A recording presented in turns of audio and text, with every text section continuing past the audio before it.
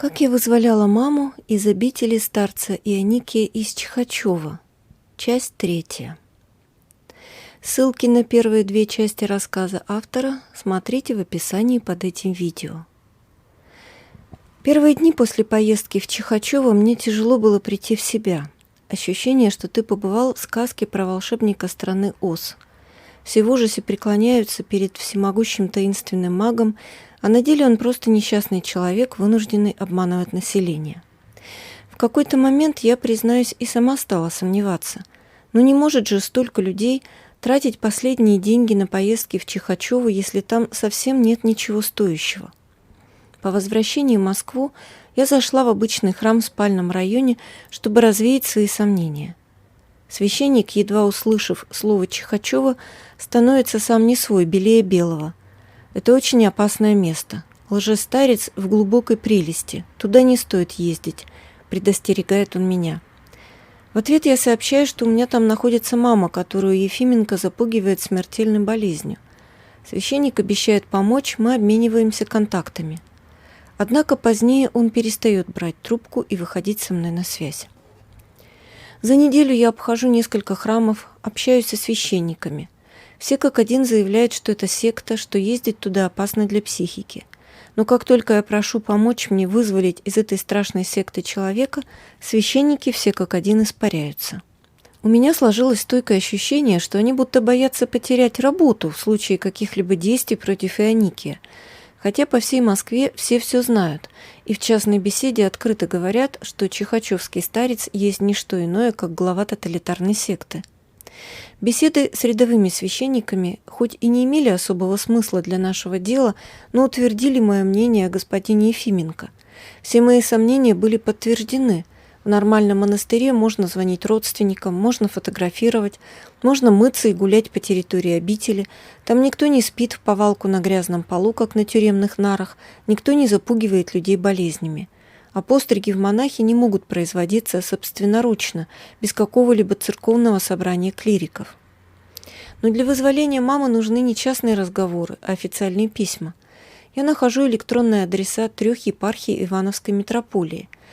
Это, собственно, Кинишемская епархия, где и расположена наша страна Оз со своим чудным волшебником, а также Шуйская и Иваново-Вознесенская епархии. Пишу письма в каждую из них с кратким описанием ситуации. Первыми отвечают из Иваново-Вознесенской епархии. Срочно пишите заявление в полицию о насильственном удержании человека. Это секта под прикрытием православия. Итак, соседняя епархия в письме называет это место сектой, как и священники в московских храмах. Получается, ни для кого не секрет, что Ефименко находится в прелести. На следующий день мне приходит ответ из Кинишемской епархии. Он намного более сдержанный. Покажем ваше письмо архиерею. Никакой оценки храму в Чихачево при этом не дается. Из Шуйской епархии ответа не последовало. Во втором письме епархиальным работникам я задала вопрос о целесообразности вызова полиции. И снова совершенно разные ответы.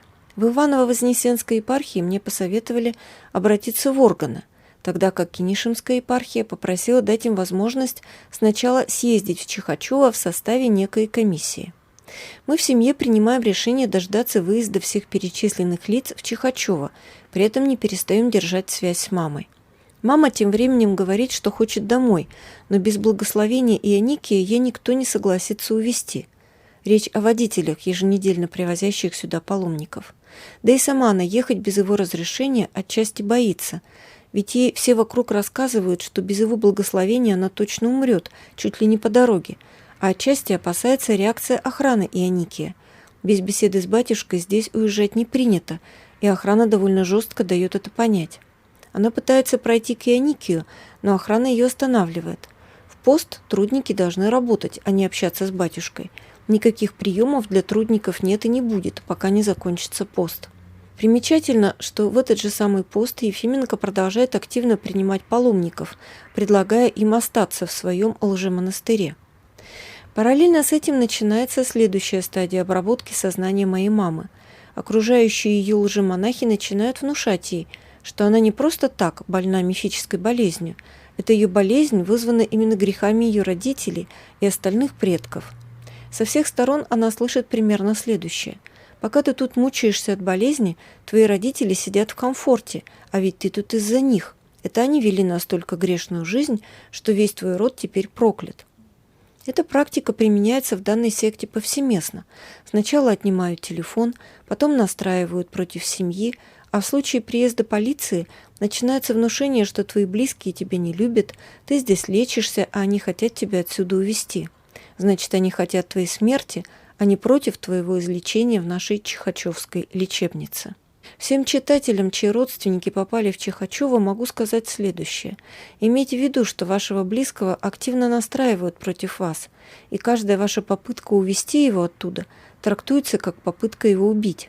В целом в этой секте очень любят распространяться о родовых грехах и проклятиях, запугивать некими родовыми грехами, которые можно искупить только путем постоянного нахождения в Чихачево. Многие в это верят, начинают бояться, что внуки родятся неполноценные, больные или дети заболеют. Не забываем, что у Ефименко на плече сидит ангел. Именно этот ангел и говорит ему ваши грехи, а также грехи всех ваших предков. Этот прием активно используется лжестарцем. Если он говорит грехи, а ты их не совершал, значит, это совершили твои предки. Ну а кто из нас знает подробно свою родословную до 7-го колена? С моей мамой была примерно та же схема. Ей стали внушать, что ее родители, бабушки и дедушки так много грешили, что теперь на всем нашем роде лежит печать греха. Она в это не особо верила, но тем не менее ее отношение к престарелым родителям стало постепенно меняться. Она почти перестала им звонить, а меня перестала спрашивать об их здоровье. Примечательно, что у Ефименко есть любимый грех. Так, женщинам он любит рассказывать, что их изнасиловали в малолетнем возрасте, но они этого не помнят, потому что были пьяны. На какие-либо возражения отвечает, что если тебя не насиловали, значит насиловали твою мать или бабушку, на худой конец прабабушку. Или вообще она была пьяна, так пьяна, что и не запомнила.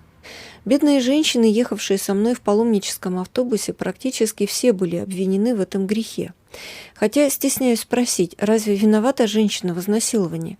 Мировая судебная практика судит за это мужчин, но у Ионикия свое мнение на этот счет, и у его ангела на плече тоже. На то он и ангел фиксировать изнасилование. Продолжение следует.